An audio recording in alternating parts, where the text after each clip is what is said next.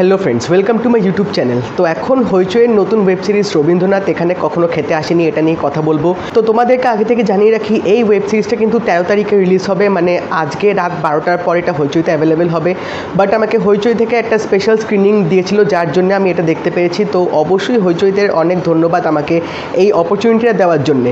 তো ওয়েব সিরিজটা কেমন হলো তোমাদের সাথে সেটা নিয়ে কথা বলবো। তার আগে একটা ছোট্ট ডিসক্লেমার দিয়ে রাখতে চাই, সেটা হচ্ছে এই রিভিউটা করার সময় হয়তো আমি ছোটোখাটো কিছু হালকা স্পয়লার দিয়ে দিতে পারি। তো তোমরা যদি দেখতে চাও এই রিভিউটা অবশ্যই দেখতে পারো, বা তোমরা যদি আগে ওয়েব সিরিজটা দেখে তারপর রিভিউটা দেখতে চাও তাহলে সেটাও তোমরা দেখতে পারো, সম্পূর্ণ তোমাদের উপর। তো এই ওয়েব সিরিজটার ডিরেক্টর হচ্ছে সৃজিত মুখার্জি, এবং হইচইতে Srijit Mukherjee for the first time এই ওয়েব সিরিজটা দিয়ে ডেবিউ করেছে। তো সেটার জন্য কিন্তু দর্শকদের মধ্যে একটা প্রচণ্ড প্রত্যাশা ছিল, কারণ সৃজিত মুখার্জি যেরকম থ্রিলার সিনেমা কাজ করেন সেগুলো কিন্তু থ্রিলার পার্টটা কিন্তু যথেষ্ট তিনি ভালো বানান, এবং এটা যেহেতু একটা নোবেল থেকে করা হয়েছে তো তার জন্য কিন্তু একটা প্রত্যাশা আলাদা মাত্রায় ছিল। তো সেটা কতটা ফুলফিল করতে পারলো বা ওয়েব সিরিজটা কীরকম হলো সেটা নিয়ে তোমাদের সাথে এখন কথা বলবো। তো এখানে আমরা দেখতে পাচ্ছি যে মুস্কান জাভেরি হচ্ছে একটা রহস্যময় নারী, যে একটা রেস্টুরেন্ট চালান, যেটার নাম হচ্ছে রবীন্দ্রনাথ এখানে কখনো খেতে আসেননি, এবং সেই রেস্টুরেন্টের মালিকের সাথে সাথেও তিনি ওখানে কিন্তু রান্নাও করেন, শেফ বলা যেতে পারে। এবং তার হাতে রান্নাতে এমনই জাদু আছে যে সুদূর অনেক দূর থেকেও লোকজন আসে সেই রেস্টুরেন্টে খেতে, তার স্পেশাল মেনুটা টেস্ট করার জন্যে। তো ওয়েব সিরিজটা যখন শুরু হয় আমরা এখানে দেখতে পাই একটা প্লেনের ক্র্যাশ এখানে দেখাবে। তোমরা হয়তো ট্রেলারে দেখতে পেয়েছিলে একটা ক্র্যাশ অ্যাক্সিডেন্টের সিন এখানে দেখানো হয়েছে।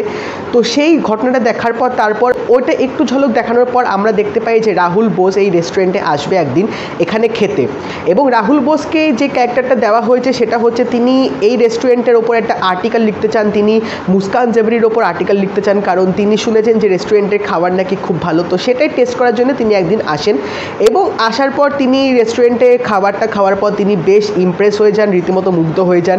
এবং সাথে সাথে অ্যাজ তিনি আর্টিকেল লিখছেন, তো আর্টিকেল লেখার জন্য তো অনেক রকম ইনফরমেশান চাই, তার সাথে ওখানে অনির্বাণ ভট্টাচার্য দেখা হবে, যে একটা রোল প্লে করছে সেটা হচ্ছে কাইন্ড অফ ইনফর্মার।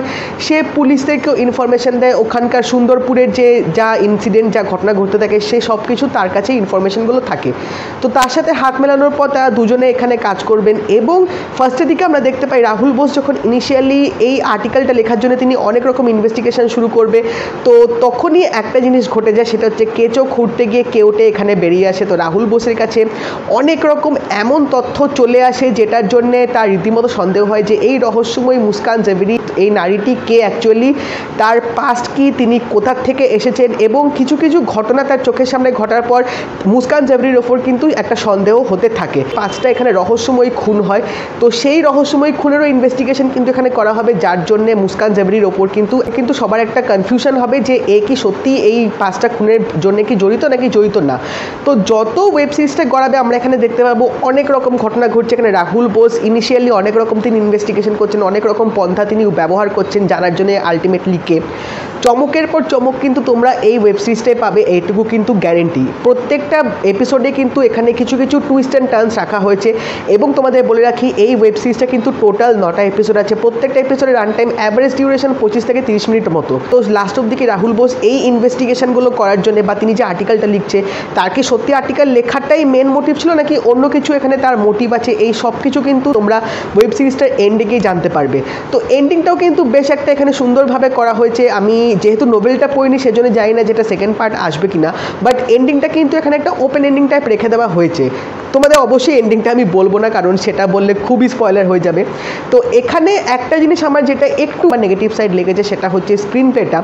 9টা এপিসোড আছে সেটা ঠিক আছে, 9টা এপিসোডে প্রত্যেকটা এপিসোড তোমরা খুব ভালোভাবে এখানে এনজয় করবে। প্রত্যেকটা এপিসোডে টুইস্ট অ্যান্ড টার্নস দিয়েছে এখানে ডিরেক্টর বাবু, কিন্তু তা সত্ত্বেও একটা জায়গায় আমার একটু বোরিং লেগেছে বা একটু স্ট্রেচি লেগেছে, সেটা হচ্ছে প্লেনের যে ইনসিডেন্টটা হবে, এই যে প্লেন যে ক্র্যাশটা হলো, এই ক্র্যাশটা হওয়ার পর কী কী ঘটনা ঘটতে থাকে ওখানে, যারা যে ক্র্যাশে ইনভলভ ছিল, যারা বেঁচে গেছিলো তাদের কীভাবে ওখানে জীবনটা কাটাবে। তো এই পার্টটা আমার মনে হয় একটু বেশি ড্র্যাগ করেছে, একটু বেশি হয়তো এক্সটেন্ড করে দিয়েছে, যার জন্যে তো তোমাদের ওই পার্টটা একটু বোরিং লাগতে পারে। তো আমার মনে হয় ওই পোর্শনটা যদি একটু শর্টে দেখাতে হতো তাহলে হয়তো অ্যাটেনশনের গ্র্যাপটা আরও বেশি পাওয়া যেত।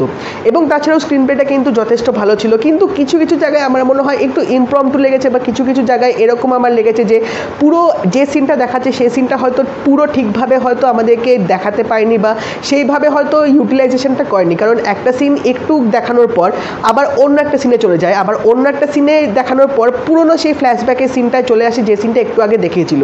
তো এই পার্টটা আমার মনে হয় যদি একটু ঠিক করে এডিটিংটা করা হতো তাহলে হয়তো আরও আমাদেরকে দেখতে বেশি ভালো লাগতো। বাট এটুকু আমি বলবো থ্রিলার পার্টটা কিন্তু আমার যথেষ্ট ভালো লেগেছে। এবার যারা যারা গল্পের বইটা পড়েছো তোমরা তো আরও বেশি ভালো বলতে পারবে যে বইয়ের অ্যাডাপ্টেশনের সাথে সিরিয়ালটা কীরকম হয়েছে। অ্যাক্টিংয়ের দিক থেকে এখানে যদি বলি তো বাঁধনের সাথে সাথে রাহুল বোস, অনির্বাণ ভট্টাচার্য, অনির্বাণ চক্রবর্তী এবং অঞ্জন দত্ত সবার রোলটা কিন্তু বেশ প্রমিনেন্ট ছিল। বাট আমার মনে হয় অনির্বাণ ভট্টাচার্য ক্যারেক্টারটা আরেকটু হয়তো বেশি ভালো হতে পারতো, বা তাকে যদি আরেকটু স্ক্রিন প্রেজেন্সটা দিতে পারতো তাহলে হয়তো বেটার হতো। বা এটাও আমার মনে হচ্ছিল কিছু কিছু ক্ষেত্রে যে হয়তো অনির্বাণ ভট্টাচার্য ওই রোলটার জন্য অতটাও ঠিক মনে হয় অ্যাপ্রোপ্রিয়েট ছিল না, অন্য কাউকে দিলে হয়তো আরও বেশি ভালোভাবে তিনি ফুটিয়ে তুলতে পারতেন। কারণ প্রোনাউন্সিয়েশনে আমার একটু কোথাও মনে হয় একটু শুনতে উইয়ার্ড লাগছিল কিছু কিছু ক্ষেত্রে, তো সেটা সম্পূর্ণ আমার মতামত। তোমাদের এখানে রবীন্দ্রসঙ্গীত দেখাবে, মানে এখানে বাঁধন নিজে এখানে রবীন্দ্রসঙ্গীত করছে এবং যথাসাধ্য সেই গানগুলোর সাথে সেই সিনগুলোর কিন্তু যথেষ্ট ইম্পর্টেন্স আছে। এমন না যে গানগুলো শুধু এমনি ঢুকিয়ে দিয়েছে, গানগুলোর সাথে যেই সিনটা তখন দেখাবে যথেষ্ট কিন্তু রেলেভেন্ট ছিল। বাট তাও আমার মনে হয় যে একটু যদি গানগুলো কম দেখাতে পারতো, বা তার বদলে যদি মানে এই বাঁধন দেবীর মানে এই মুস্কান জাভেরির যে রহস্যময়টা যদি আরও বেশিভাবে ফুটিয়ে তুলতো, যে তার অ্যাকচুয়ালি মোটিভটা কি, এটার রহস্য জিনিসটা যদি আর একটু বেশি দেখাতো বা পাস্টটা যদি আরও ইন্টারেস্টিংভাবে আমাদেরকে তুলে ধরতে পারতো তাহলে হয়তো আরও এনগেজিং ফ্যাক্টরটা বা স্ক্রিন প্লেটা আরও জমজমাট হতো। কিন্তু তার মানে এই না যে আমার ওয়েব সিরিজটা একদমই ভালো লাগেনি, সেরকম কিন্তু না। বাট আমার মনে হয় কোথাও গিয়ে একটু বেশি স্ট্রেচেবল হয়ে গেছে। যদি 9টা এপিসোডের জায়গায় 7টা বা 8টা যদি এপিসোড দেখাতে পারতো তাহলে হয়তো বেশি ভালো হতো। তো ওভারঅল বলবো রবীন্দ্রনাথ এখানে কখনো খেতে আসেনি। এটা ট্রেলারটা দেখার পর যে প্রত্যাশাটা আমার জন্মেছিল সেটা একটু সামহোয়াট পূরণ হয়েছে। এমন না যে পুরোপুরি আমি স্যাটিসফাইড সেটা বলবো না, কিছু কিছু জায়গায় আমার একটু মানে নেগেটিভ পয়েন্ট লেগেছে। বাট তাছাড়া বলতে হবে সিরিজটা কিন্তু অতটাও আমার খারাপ লাগেনি। ইভেন ব্যাকগ্রাউন্ড মিউজিকটা কিন্তু যথেষ্ট ভালো ছিল। স্পেশালি আমার টাইটেল ট্র্যাকটা কিন্তু দারুণ লেগেছে। মানে প্রত্যেকটা এপিসোডে যখন টাইটেল ট্র্যাকটা হচ্ছিলো আমি ওটা রীতিমতো উপভোগ করছিলাম এবং ওই ভিজুয়ালাইজেশনটা কিন্তু আমার দারুণ লাগছিল। এবং তাছাড়া এখানে লাইটিংয়ের ক্ষেত্রেও যে রাতে যে দৃশ্যগুলো হচ্ছে, সিনেমাটোগ্রাফিটা শুরু করে এবং সৃজিত তার কিছু কিছু মানে নিজের যে স্পেশাল যে শট বা স্পেশাল যে ক্যামেরা ফুটেজগুলো যে থাকে যেভাবে তিনি ফ্রেমে বন্দি করেন, সেই কিছু কিছু জিনিস হয়তো আমি এখানে দেখতে পেয়েছি যেটা আমার পার্সোনালি দেখে মনে হয়েছে। তো যদি তোমরা এই ওয়েব সিরিজটা দেখার প্ল্যান করো তো অবশ্যই তোমরা ওয়েব সিরিজটা দেখতে পারো, অতটা খারাপ লাগবে না। আর যদি এই ভিডিওটা ভালো লেগে থাকে লাইক করে দিও, শেয়ার করে দিও, চ্যানেলটা কিন্তু অবশ্যই সাবস্ক্রাইব করে দেবে, নোটিফিকেশন বেলটাও কিন্তু অল করে দিও। তো দেখা হবে পরের ভিডিওতে, বাই।